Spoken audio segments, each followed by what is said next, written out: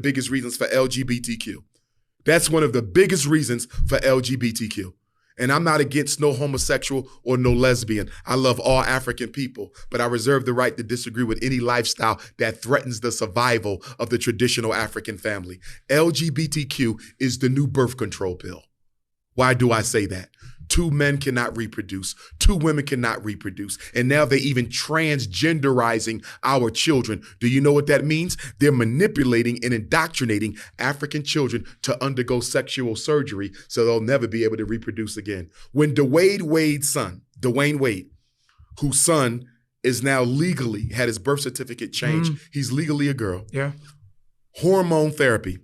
When he gets 30 years old and looks in the mirror and says, you know what? I don't like living like this no more. I want to go back to being what God made me, a man. I want to get a wife and I want to have children. We only got one problem, don't we? Your reproductive is gone. We got another problem. Your testosteronic levels are gone.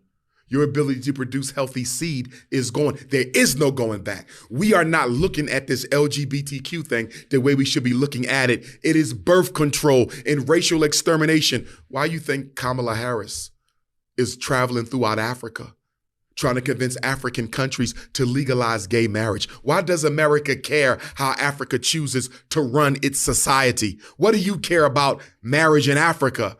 Because if we can invade African culture to the point where we can manipulate African children into same-sex relationships or outright transgenderism, which is the extermination of your bloodline, we can start predicting the reduction of the African population. They'll never be able to get rid of all African people, but they can damn sure make a dent in our numbers. But more than that, they can disrupt the natural, traditional, healthy, cultural way that we live our lives, build our families, and run our societies. LGBTQ is one of the greatest weapons of white supremacy against the survival of African people.